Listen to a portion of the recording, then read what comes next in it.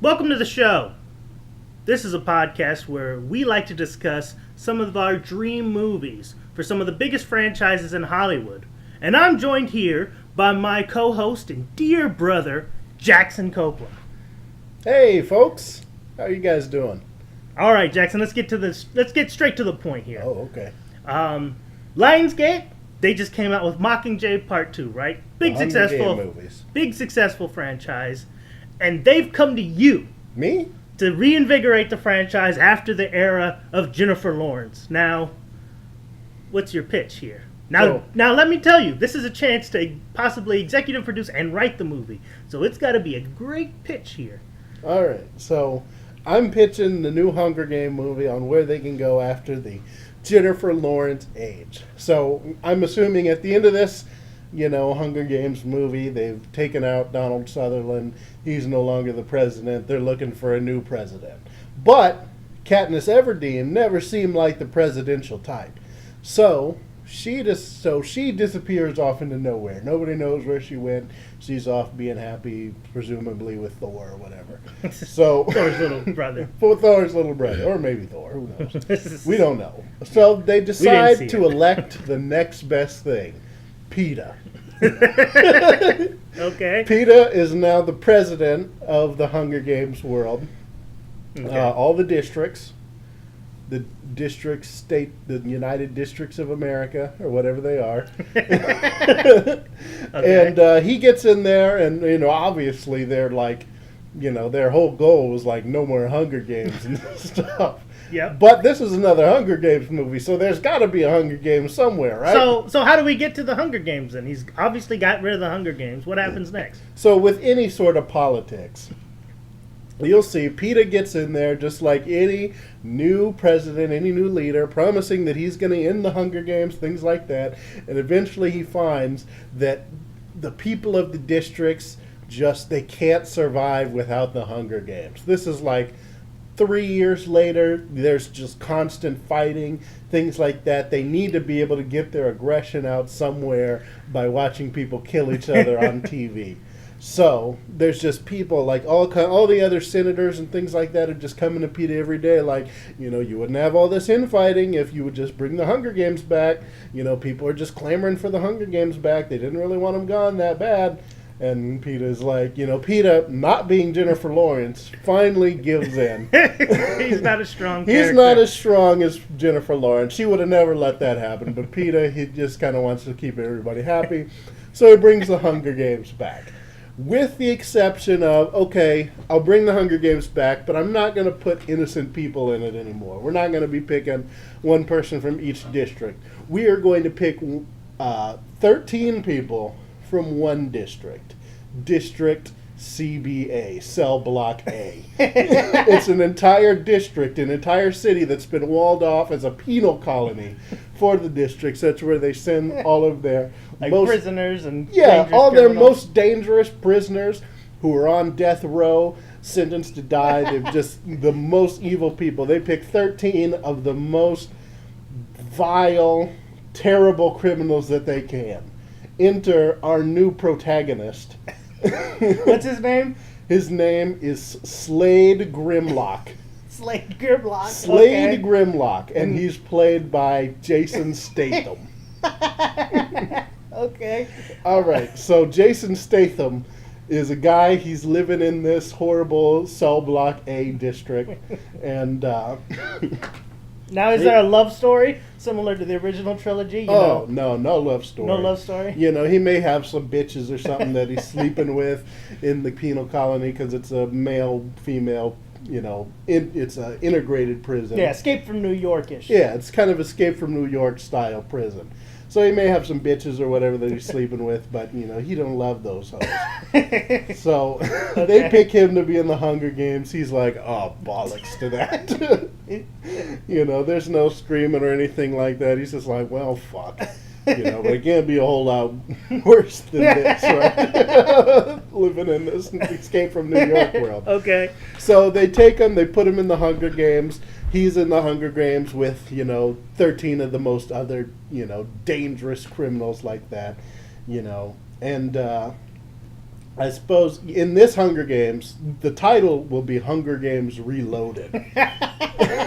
Because we're not dealing with swords and bows and arrows and things like that. Trust me, there will be swords and bows and arrows, katana blades, throwing stars, things like that. But there's also going to be guns. And Jason Statham's character, Slade Grimlock's, his bow and arrow, like Katniss had the bow and arrow. Yeah, his specialty signature weapon is twin Desert Eagles.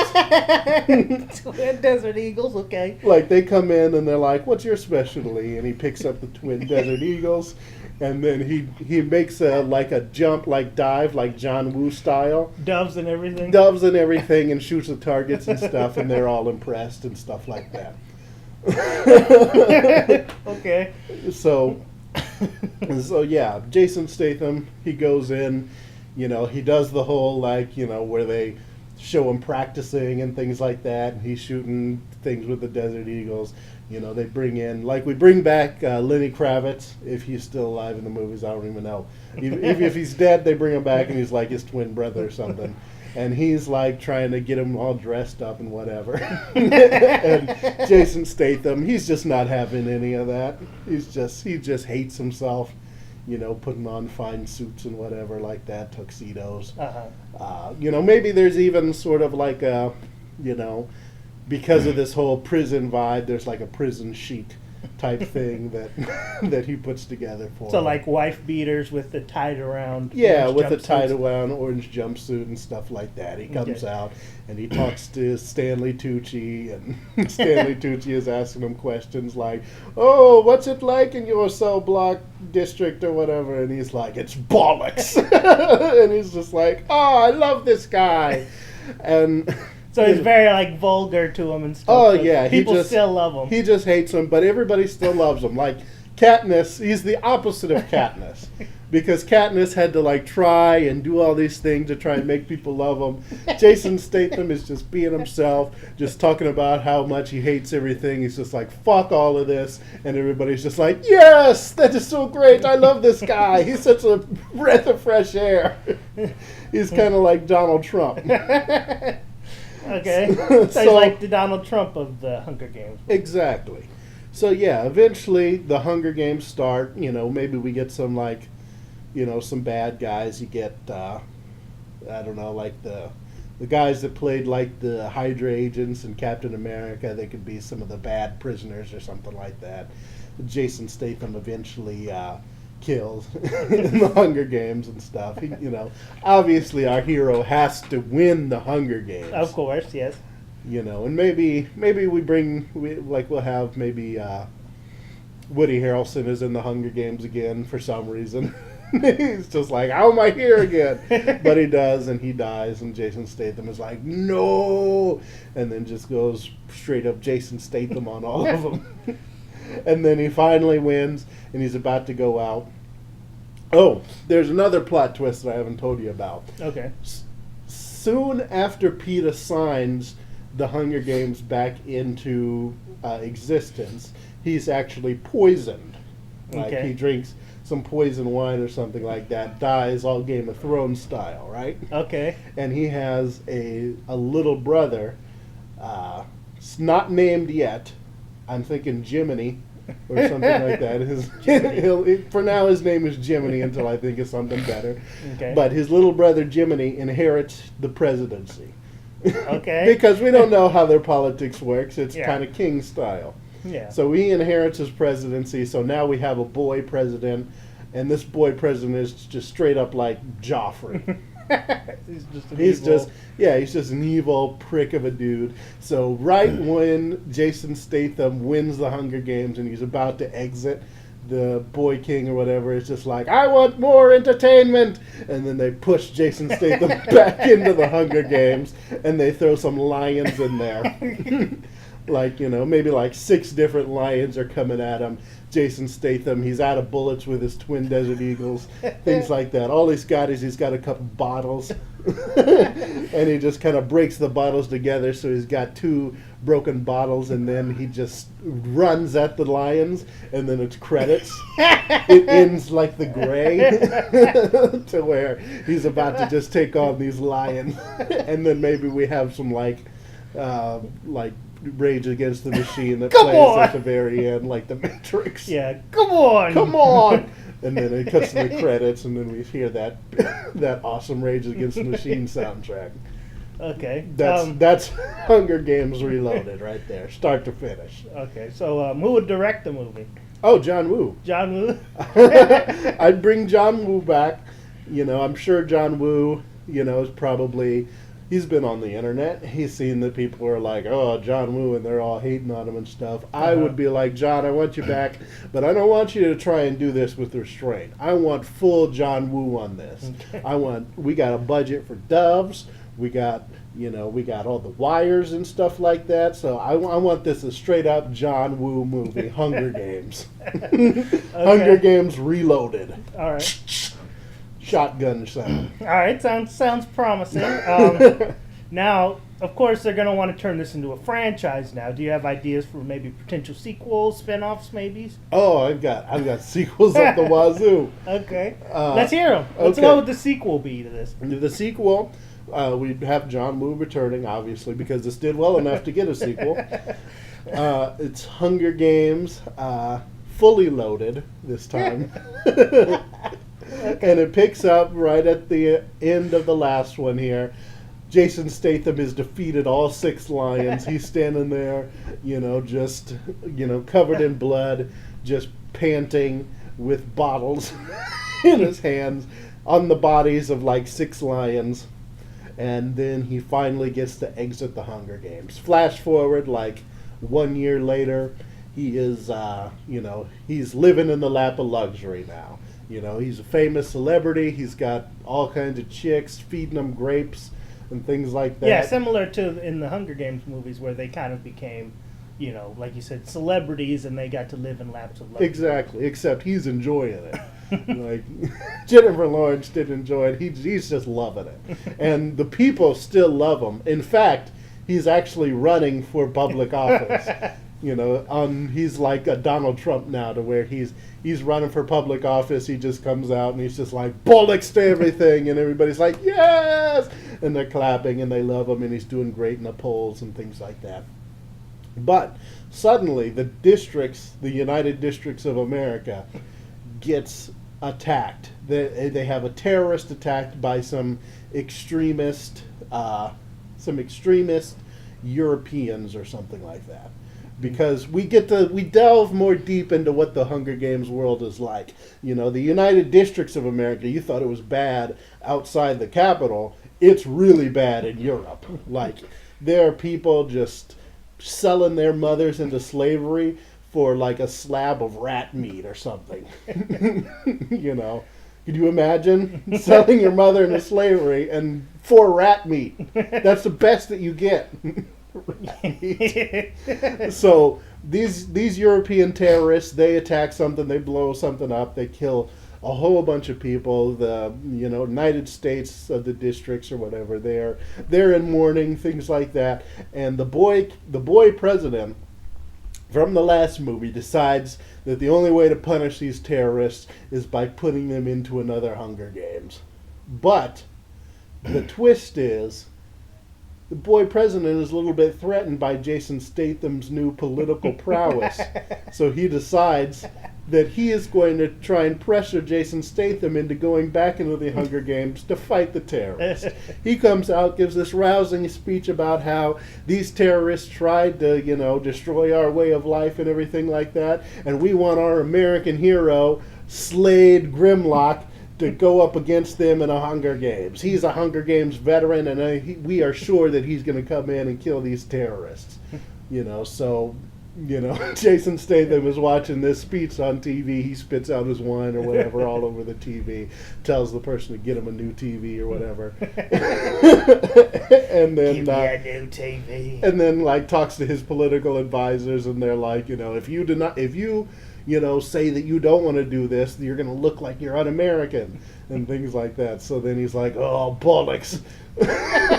So he has to go back into the Hunger Games to take on these terrorists. And these terrorists, like I said, they just grew up just as hard scrabble as can be. Just hard scrabble. They're all just like scars and missing eyes and mohawks and things like that. They're straight up like Mad Max guys. They look like post-apocalyptic. Yeah, they're post-apocalyptic guys. They'll just do anything. They've been eating rat meat and stuff like that. So yeah, maybe even human meat. yeah, maybe even human meat. Yeah, a lot of them are cannibals. Like, a lot of them are definitely cannibals. So Jason Statham has to go in, fight these horribly dangerous guys that will do anything to kill him. And he prevails once again at the end of this movie. He comes out, everybody loves him, and he wins his election. That's the end of Hunger Games. So him fully loaded. winning the Hunger Games once again, secures him his position and Exactly. in People office. love him even more because he came in, he kicked those terrorists' ass. The boy king or the boy president is he's kind of frustrated because he wanted Jason Statham. He kind of wanted Jason Statham to die, but now Jason Statham is more popular than before. Jason Statham's character, of course, is always just kind of like bollocks to this. Yeah, he's just bollocks to this. Giving the middle I hate finger. everything, and he. But for some reason, everybody just loves him because he's just himself. Mm-hmm. So that's 2. Now, number 3 is going to be a lot more political.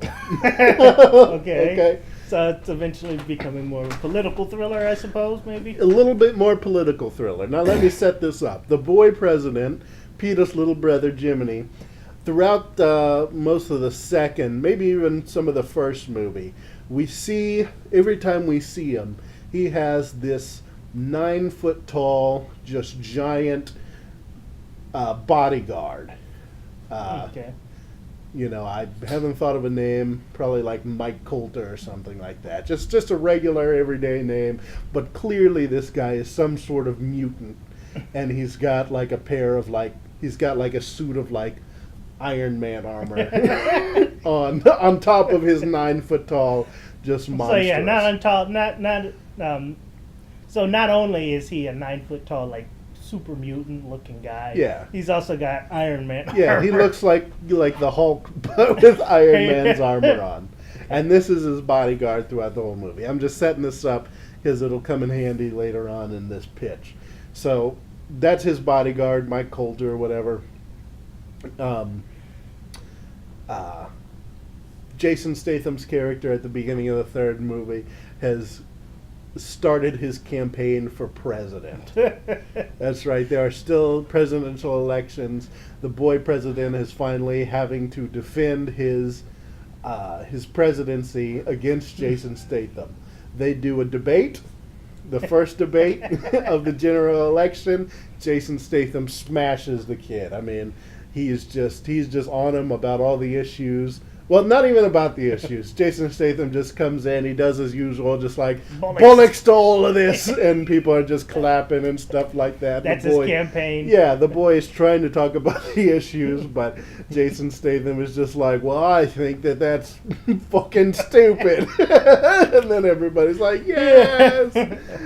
Just total Donald Trump in it.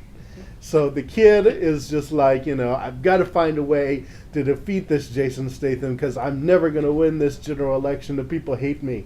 I'm an obnoxious boy king. I'm like Joffrey. So he decides that by the time the next debate rolls up, he declares that he wants a debate by combat.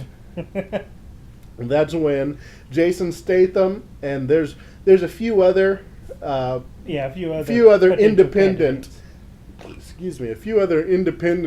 presidential candidates that are running as well, maybe like 10 of those guys.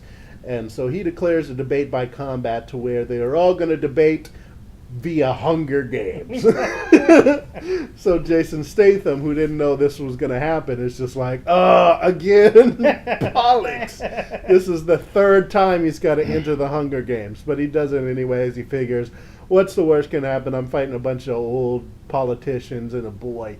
or whatever. So he goes in, he enters the Hunger Games, he walks out, he sees all the other old men, but instead of the Boy King, we see Mike Coulter, the giant mutant armored bodyguard of the Boy King. And the Boy King is like, you can't expect me to fight him, just a boy. I chose a champion. I chose him as my champion in this debate. So Jason Statham and all of the other candidates are just like, fuck. So Jason Statham, they're standing on those platforms. It goes like 3, 2, 1. Jason Statham is eyeing the mutant guy. The mutant guy is eyeing Jason Statham. Jason Statham, as soon as he hits one, he starts running towards the weapons in the middle. While he's doing that, the monster just grabs like 3 other candidates and just smashes them together into like a bloody paste just instantly. And just like within 30 seconds, he has killed everybody except Jason Statham. There was 10 people in this Hunger Games. They're all dead. They've all had their heads smashed in, things like that, by this horrible mutant. And Jason Statham is just like, heck. And he just throws the twin Desert Eagles. He doesn't even go for him. He runs out into the woods away from him. This guy chases Jason Statham. Not chases, because he's not walking fast. He's just walking slowly. Yeah, he's obviously... just like a big lumbering Frankenstein. He's just pushing trees over. Yeah, he knows that I'm going to be able to kill him eventually. Yeah, he's just walking towards him like the Terminator. I would probably have him be voiced by the dude that played Worf. Michael Dorn. Because I think Michael Dorn would have that woodenness to be able to portray like a cold killer. Okay. So he's just like, I'm coming for you. And he's just pushing over trees and things like that. Jason Statham is just like, there's nowhere to hide. So throughout this Hunger Games movie, Jason Statham is just like, eventually, through the movie, he finds a way to prevail. Maybe he fights dirty or something like that. Throws some sand He throws some sand in his face, something like that. He fights dirty, eventually defeats this Frank Horgan, wins the debate, goes on to win the general election. The Boy King is cast out back into the districts or whatever. Jason Statham is now the president. He moves into the White House. Maybe at the very end, he's got like a press conference, and they're all like, oh, Jason Statham, now that you're president, are you going to, do away with the Hunger Games? And he's just like, I don't care, as long as I don't have to do them anymore.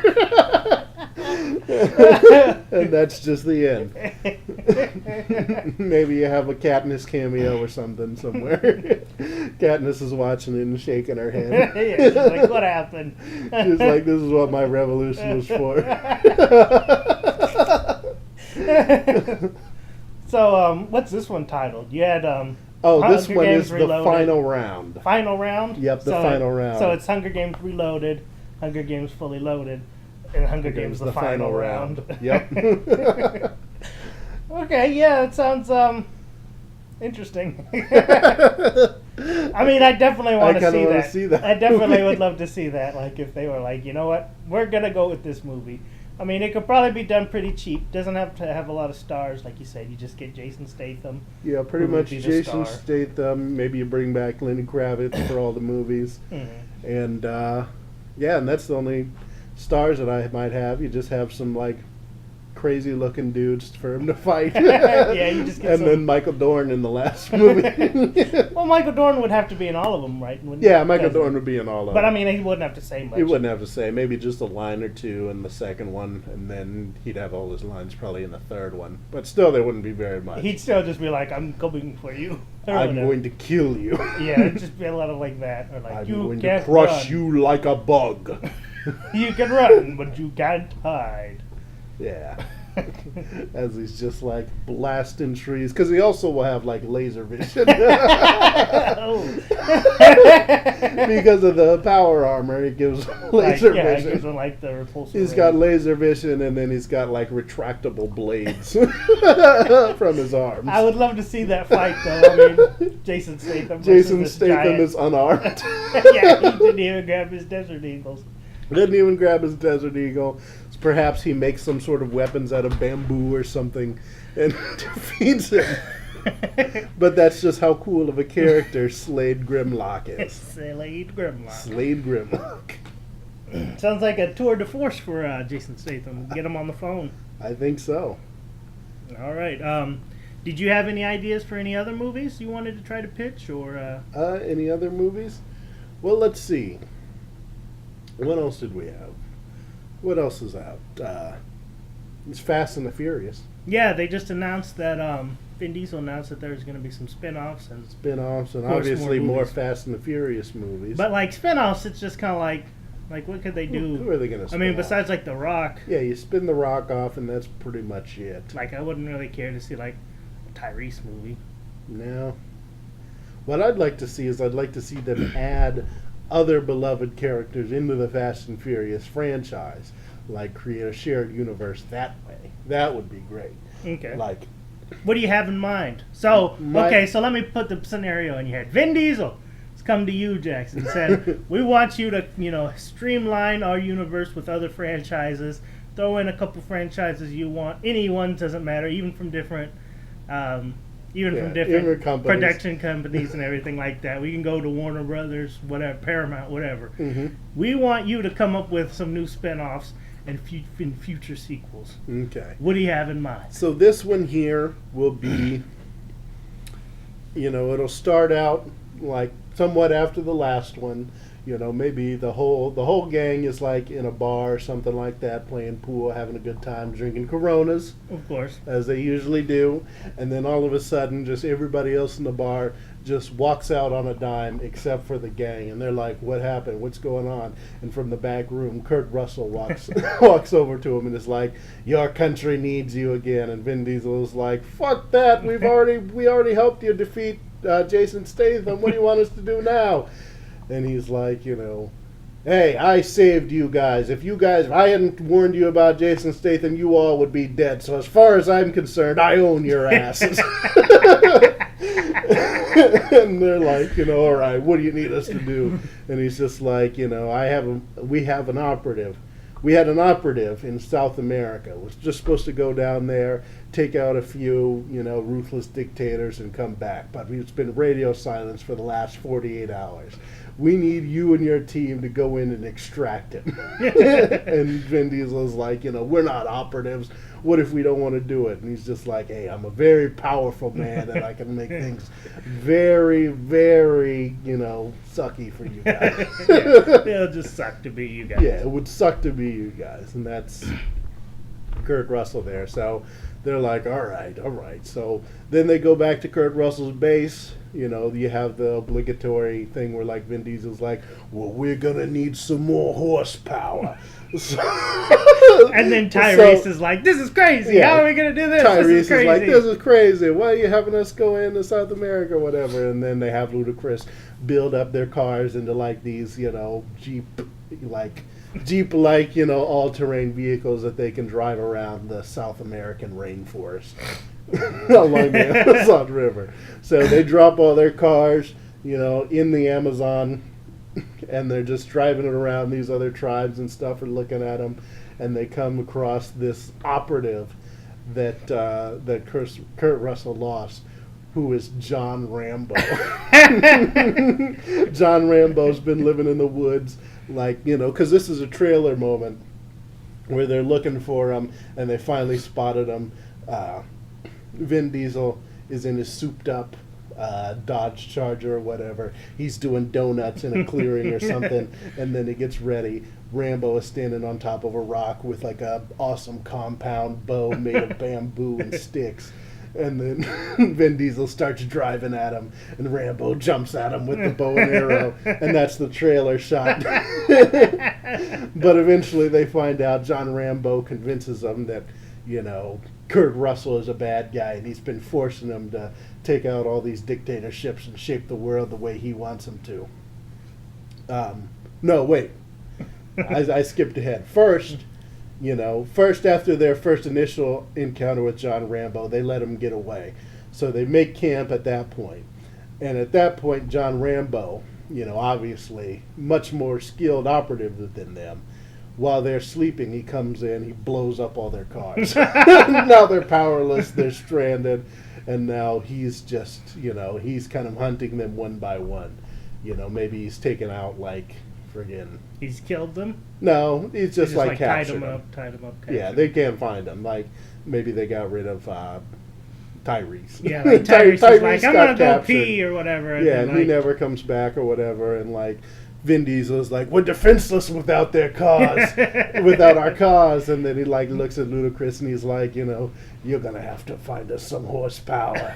And then there's like a big montage where they're making like maybe some like straight up like ATVs out of like bamboo and stuff. So they drive around these bamboo ATVs. ATV bamboo? Yeah, bamboo ATVs made of leaves and stuff like that. Because Ludacris is just, that bad of a mechanic, So they find John Rambo. He eventually captures them because, bamboo cars, what are they thinking? So he captures them. And then he gets them on his side, and they're like, Kurt Russell is the bad guy here. We need to take on Kurt Russell. So they team up with Rambo to assault Kurt Russell's facility, which is probably like somewhere. They go back to America or whatever, and they assault Kurt Russell's facility. Now, of course, at this point, is this halfway through the movie? Yeah, this is probably halfway through. So you got to have the obligatory, booty shots and, night races. And yeah, maybe you like... You got to have a race in there at some point. Yeah, maybe like he's like, no, he didn't want me to come down here and kill dictators. He sent me down here to come down and kill this, like, this uncontacted tribe because there was a company that wanted to cut down these trees and use them, and this uncontacted tribe wouldn't get them out of the way, so they hired me to come down and kill them. But I didn't want to because I found out that they were really nice and stuff. And as he's like introducing them to him, you see like some like tribal women walking around with the booty, with the booties and stuff like that. Like race wars and stuff like that. So there's your obligate. They're in some like bamboo tank tops and stuff. Yeah, they're very modelly looking. Yeah, very modelly look tribes people, and. Okay. So that's when they decide to have an assault on Kurt Russell's base. But he's like, Kurt Russell, Sly is like Kurt Russell knows. He knows that, try to get an impression. He's like, he knows how we would come at him. I'd choose the sneaky approach, and then you would drive right in there with your car. But what we're going to do is we're going to do what he doesn't expect. So then it cuts to Kurt Russell's base, and Kurt Russell's looking out the window waiting for him to come back at him. And he sees the Dodge Charger come back, and he's like, just as I expected. And then he looks at who's driving it, and it's Rambo driving the Dodge Charger. And he's like, what? And then he looks behind him, and Vin Diesel's there with the bamboo arrow. And he's like, no, you've caught me. And then... they reversed roles. Yeah, they reversed roles. And then they defeat Kurt Russell and get out of... just as I expected. And they get out of his clutches.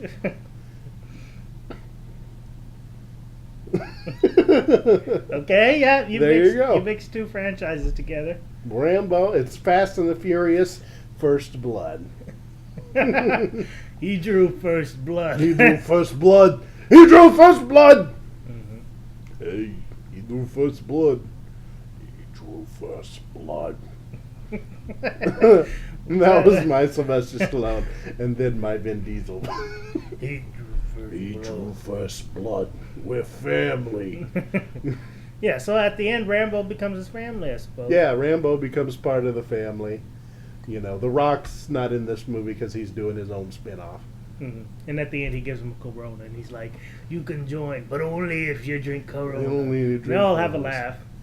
And then they have a laugh, and Rambo's like, and he's still dressed like Rambo. But they're in a parking lot. Yeah, he's got, tank top, the tied around, bandana, oiled up and stuff like that. Yeah, straight up, just like... Looks like he's just Rambo. came out of the end of jungle. Rambo 2.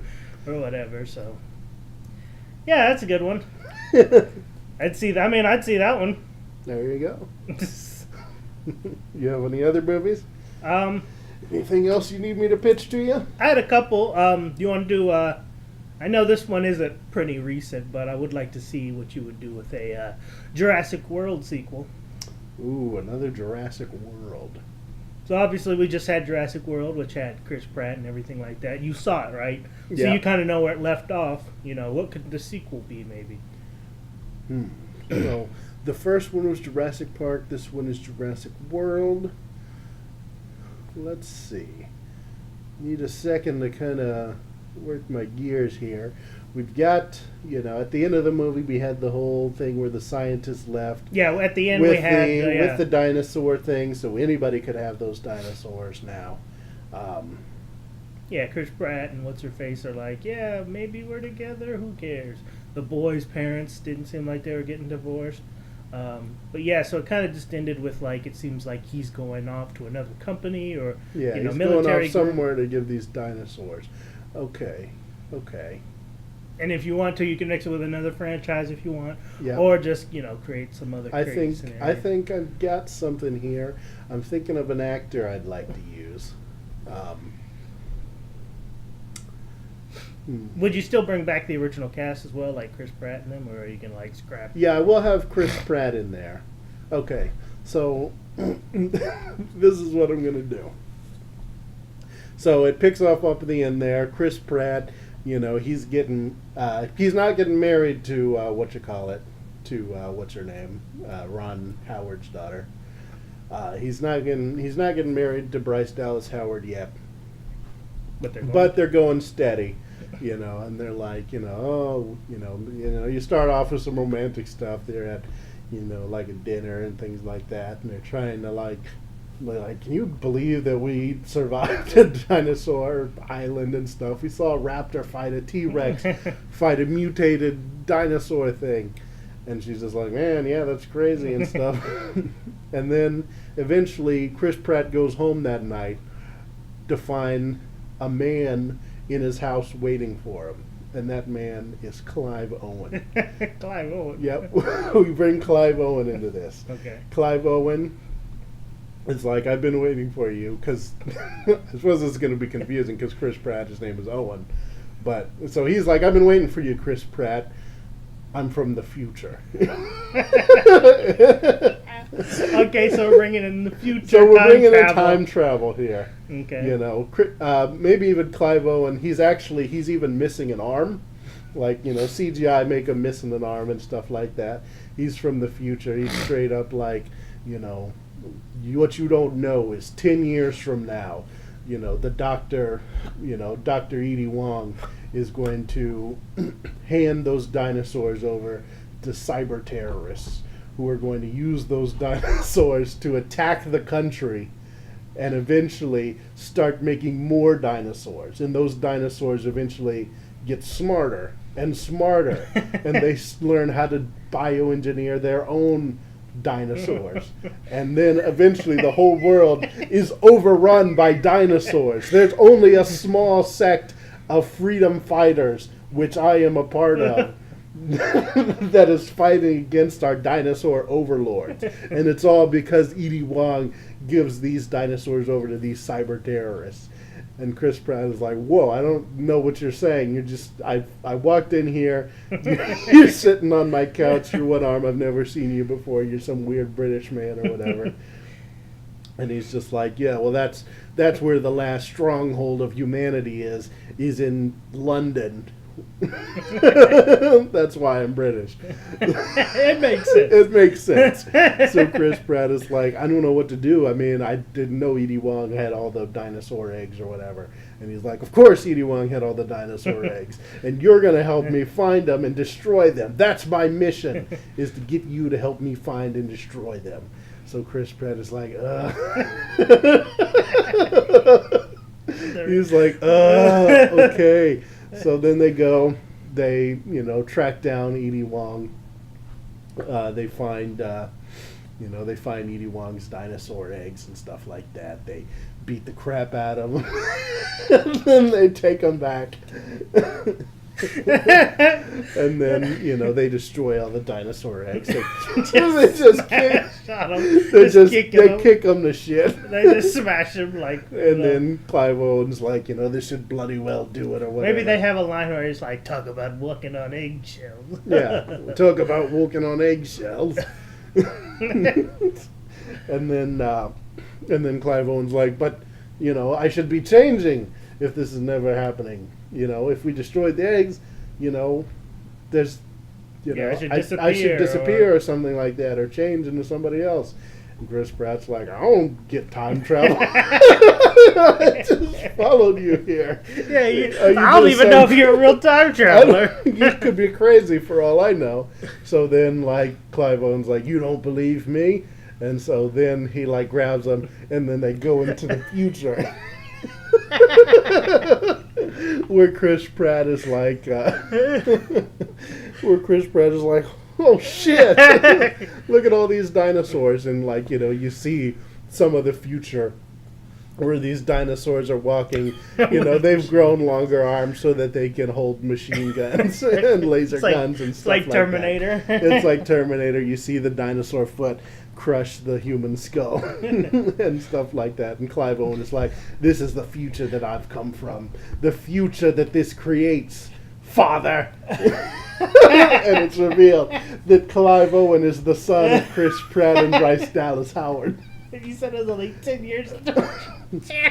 That's when the dinosaur crisis happens. Oh, okay. It's 10 years in the future. Clive Owen is from some further down. Yeah, 20. He's like, I was born into the future. That's like this. It's 50 years later, but 10 years from now is when the dinosaur war happens. Okay. I thought you said 10 years later. I was like, wait, that doesn't make sense. Clive Owen's at least 40-something years old. Yeah. It's way down the line. Okay, that makes sense. So, he shows him the future or whatever. And he's like, Father. And he's like, if I can't stop my future from happening by destroying the eggs in the past, then I need you to come back to the future and help me save my people. And Chris Pratt is like, what am I going to do? I'm just another guy that's going to get killed. And he's like, all of these dinosaurs were descendants of the dinosaurs that you trained on Jurassic World. So they reveal that they have Chris Pratt go out in a battle, and Chris Pratt is like, guys, he does this thing where he talks to the dinosaurs, and all the dinosaurs stop and listen to him because he is their genetic alpha, because they've all been cloned off of those original raptors that he trained. Okay. So they eventually use Chris Pratt's power over the dinosaurs to get to the dinosaur processing plant where the dinosaurs are creating more dinosaurs. It's just like an assembly line. An assembly line where there's dinosaur scientists creating dinosaurs. Do they speak English, or are they just like... They just they don't speak English. No, they don't speak English, but they can hold test tubes and stuff like that, and they're pouring it into beakers and stuff like that. Maybe some of them have little glasses on, but they're not speaking. It's not ridiculous, but they do have lab coats. But they do wear lab coats. So do they stand up straighter, or are they still kind of? They stand up a bit straighter, and their arms are a bit longer. They've evolved to where their arms are a bit longer, so they can hold stuff. They got thumbs. They can stand up a bit straighter, but not completely straight. Okay. But they break into there. Clive Owen blows it up, and then Chris Pratt goes home happily ever after, and then he goes out on another date with Bryce Dallas Howard. Does he tell her what happens, or is he just I'm gonna act like? Or maybe Clive Owen's like, you can't tell Mom. Yeah, he's like, you can't tell Mother what happens, or else I may never be born. And then he's like, but wait a second, if me destroying the eggs in the past didn't change the future, then why would that affect anything? And then he's like, I guess do whatever, but I wouldn't tell her just to be safe because she might think you're crazy. So then he goes back, and then he's just like, she's like, oh, Owen, how are you doing? And he's like, I'm doing fine. Jurassic future. Yeah, Jurassic Future. Days of Future. Days of Jurassic Past. Days of Jurassic Past. Yeah. Jurassic Time. The Lost Time. There we go. The Lost Time. Jurassic World, The Lost Time. The Lost. The Lost Future? No, Jurassic World Lost in Time. Lost in Time. Lost Okay. in Time. Lost Time. Lost in Time. Yep, see? You just keep Chris Pratt. You have a little bit of Bryce Dallas Howard, then Clive Owen. So why is he British? He's like, I was born in England. Yeah, because he was born in England. Because 10 years, like at the They had a run to at the England. 10-year mark, Chris Pratt and Bryce Dallas Howard ran to England because that was the only stronghold, of humans left. Not of humans left, but terrorists had destroyed so much of America. People fled to England for some reason. They fled to England. Then they had Clive Owen at that point. And then 50 years later, the dinosaurs eventually learned how to create their own dinosaur soldiers and revolted against the terrorists and then took over the planet themselves, except for the stronghold, which was England. Because it was an island. Yeah, dinosaurs couldn't cross those. Yeah. That's very good. Yeah, well, they couldn't cross the oceans, and then, they also had pretty good defenses. But they started calling that, like, Human Island, or whatever, because everything else was dinosaurs at that point. Dinosaur Island. Until they destroyed the main processing plant where they created all the dinosaurs. So who would you get to direct it? Would I get to direct it? Yep. George Lucas isn't doing nothing. Call up George Lucas. Call say, up hey, George Lucas. Come on. Be like, let's fill this shot with everything. Like, these future shots, there's just going to be all kinds of dinosaurs just walking around in the backgrounds. Yeah, you can make different Fully dinosaurs. CG. Different dinosaurs you want to do, like maybe ones, like Jar Jar. Yeah, Binks because they'd be looking. so genetically engineered at this point. Yeah, But, maybe you can have a dinosaur that can talk, and he's like Jar Jar Binks. yeah, there's maybe one dinosaur that can talk. The He's like, Caesar of dinosaurs. And he's like, no! Played by Andy Serkis. Played by Andy Serkis. Well, they're all played by Andy Serkis. Of course. As usual. We can't get anybody else to be a dinosaur. So, yeah, that sounds like Terminator meets Jurassic World. Well, it's Jurassic World with a little bit of Terminator thrown in there. I got one more for you. Are you good for another one? Or Yeah, sure. Die Hard. Now, they did announce that they were going to do that weird Die Hard Year 1 prequel. You can do whatever you want. You don't have to throw in the prequel stuff, but give me a Die Hard 6. Yeah, Die Hard 6. Okay. Die Hard 6. Your dream Die Hard 6. My Die Hard 6. My dream Die Hard 6. Okay.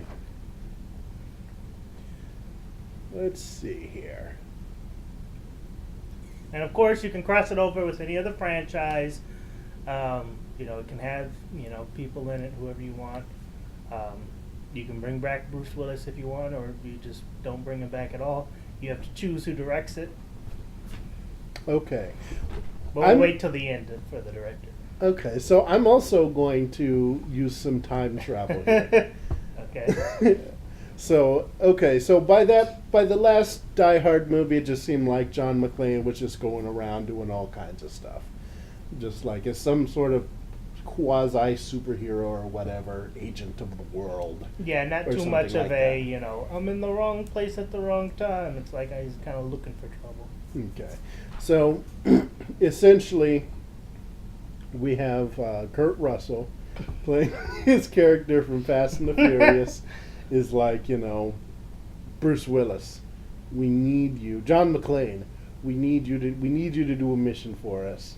There is a group of terrorists that have gotten a hold of a time machine. And John McClane's like, you gotta be kidding me. He says some line or something like that. And he's like, I'm not kidding you, sir. We need you to go there and stop them from using this time machine because they're going to go back in time and do the ultimate terrorist attack by destroying the first man and making it so humanity never existed, so that the world will be evergreen or whatever. They're environmental terrorists.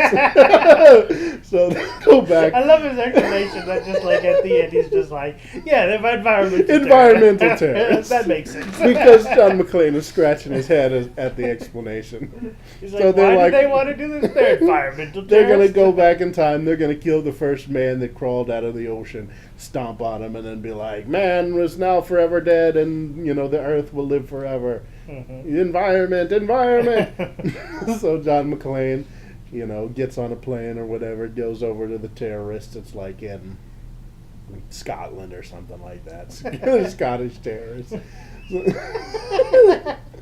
So he goes to Scotland, he goes to Edinburgh, and he confronts the terrorists or whatever. This is in like the first 20 minutes of the movie. Okay. He confronts the terrorists or whatever, he beats the crap out of them, and, he's like, yeah, it's just another day's work, saving a time machine. And then, like, there's, like, one last terrorist that he doesn't see because he's making, like, some silly joke. And the last terrorist, like, rigs the time machine to blow up. And John McClane is like, no! And he shoots the guy, whatever, but he's too late. The time machine blows up, and John McClane wakes up to find himself at the Alamo. So that's a time and space machine. Yeah, it's time and space. It takes you, wherever. Okay. So he finds himself at the Alamo, whenever the Alamo was, and it's pretty much from there, Die Hard in the Alamo. To where he literally in the wrong place at the wrong time. In the wrong time. So that's the tagline. In the wrong place. In the wrong place In at the the wrong wrong time. time. So at that point, he's there with all the people from the Alamo. He's trying to get them to survive all night. He's maybe maybe his shoes got blown away or something like that. So he's got no shoes again. And, he's fighting General Santa Anna and stuff like that on the rooftop of the Alamo. And he pushes him off or something like that. And then eventually gets him through the night. Like, he's changed history now. Like, the people of the Alamo won because they had John McClane. Maybe he tapes, like, the musket to his back or something like that. And he comes out to surrender to Santa Anna, and he's like, and he pulls it out, and then he pumps it real. Wait a second. And he's like, no! And then he shoots him. And then he wins, and he wins their freedom for America. Well, maybe John McClane comes back with his gun. We can have him have his automatic rifle, and they're like, what is this automatic rifle? Yeah, maybe he's got A like little a evil a Army 9mm or something like that. Twin Desert Eagles. Maybe just one Desert Eagle. So, So who would you have be Santa Anna? Santa Anna, I'd have friggin' the dude. Antonio Banderas. Javier Bardem. Yeah, Javier Bardem. That's what I'd have. He'd be Santa Anna. What about Daniel Crockett? What was that? Davy Crockett. I'd have like Shia LaBeouf. Shia LaBeouf would be Davy Crockett. Okay. Who's the other guy? I don't know. Johnny Appleseed. Yeah, it's not Johnny Appleseed, though. There's another guy. Whatever. Yeah, He kind of looks like Sebastian Shaw. Yeah. Then Kevin Bacon. Done. All right. So Kevin That's Bacon, Die Hard 6. Shia LaBeouf. So does he get back? Does he go back to his time, or is it just like? Yeah, eventually goes back to his time. Like, after he wins the, Alamo or whatever, he's, Davy Crockett and them are like, you going to come with us to celebrate? And he's just like, nah, that's not my bag. Or whatever. Yippee-ki-yay, motherfucker. And they're just like, you sure do talk weird. And then they leave him behind or whatever. And then, like, portal opens up and then Kurt Russell walks out. And they're like, it took us a damn time to find you, but I looked back in my history books and found that America won the Alamo, and I was like, what the fuck? So then I knew exactly where to find you. And then, like, he shows them the history book, and it's like, where it would usually say, like, the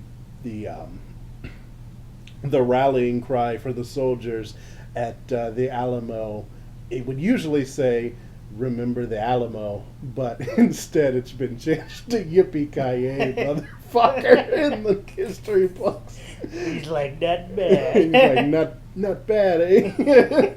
I never did like history. Yeah, some weird line. He just says some line or whatever, and then it's the end. Die Hard 6. Curse of the Alamo, or whatever.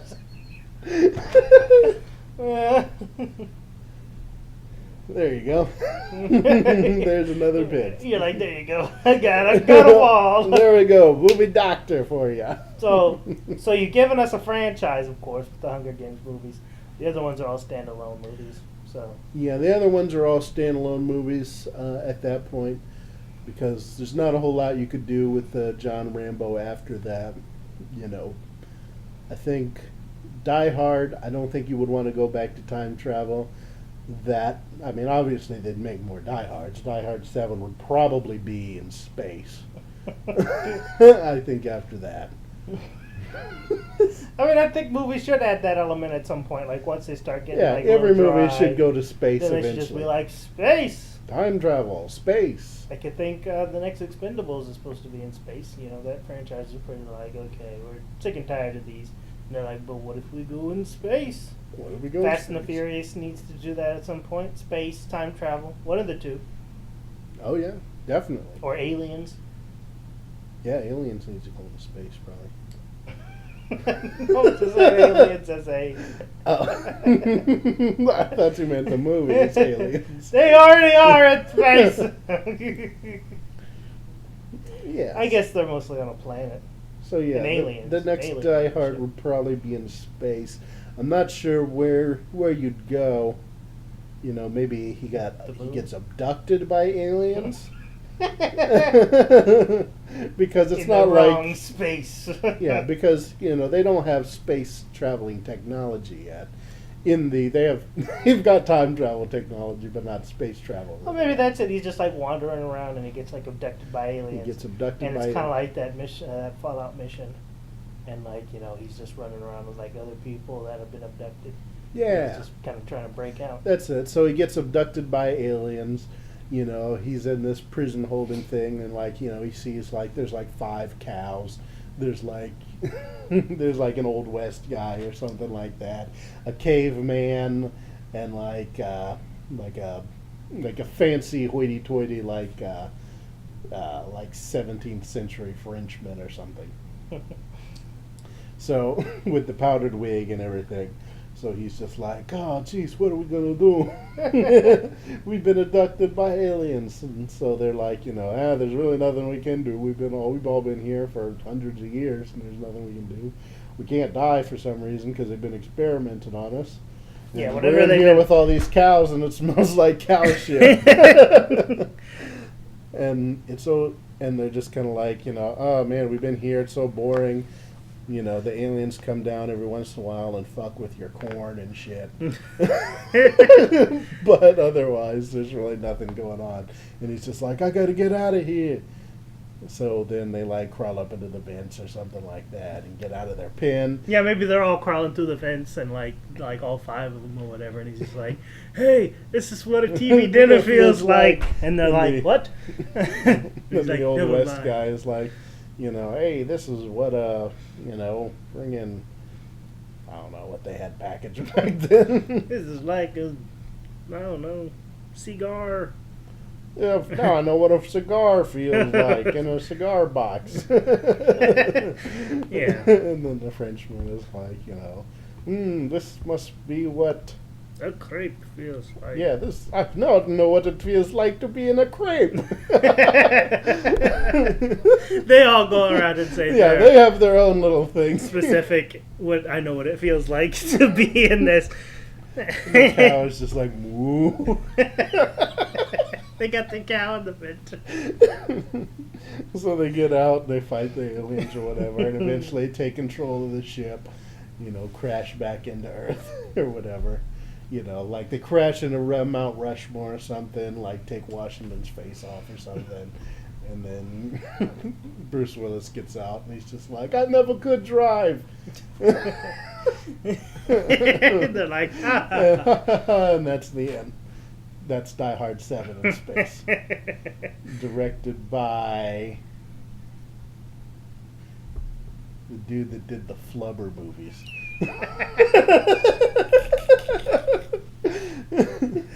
Perfect choice. Perfect choice. That's the one that would direct the space one.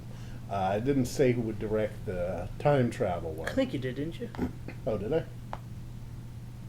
Can't remember who you said. I don't know. Pick a new guy then. New guy. Friggin' well, that it used time travel. The guy who made Looper. Okay. Get the guy that made Looper. I don't think I said who was going to direct the Fast and the Furious movie either. No, you didn't. That's John McTiernan. So you wouldn't get John McTiernan to direct the Die Hard movies? Nope. No. Okay. I'm getting the guy that went Looper and then the guy that did Flubber. Like, we really got these directors lined up for you here. All right, yeah, makes sense. There you go. So there you have it, guys. Our pitches here. You got anything you want to wrap up with? No, except I really want to see the Hunger Games Reloaded movies. Of course, yes. Those are my favorites. I think that Slade Grimlock is going to be every little girl's favorite character. Yeah, you get a nice doll, you click the button, and he's like, bollocks! Bollocks to that. Oh, I wanted to ask, is there like a little whistling song? Like usually at the end of the trailers or whatever, you hear like a... Oh, to where like Katniss has the little whistle thing that's her signal. No, his signal is just he gives out the middle finger instead of the three fingers, just the middle finger, and he's just like bollocks to the Capitol, and everybody's like bollocks to the Capitol.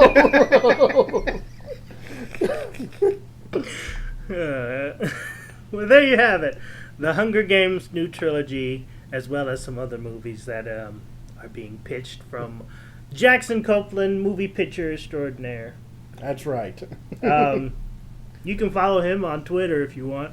Yep, at Jackson with an X 91, and you can also follow Blam Death Cakes at Blam Death Cakes. Mm-hmm. We have a title for this. For this show, I like movie morons. We can go with movie morons. So yeah, the title of this show is Movie Morons. You've heard it here. We've heard it here. We just decided that the title of this show will be Movie Morons. So awesome. So there you have it. If you have any suggestions for any pitches you want to hear Jackson go through, let us know in the comments below, or let us know at blamdeathcakes@gmail.com. You can email us suggestions there as well. Awesome. That's all I got to say. All right then. Have a good day.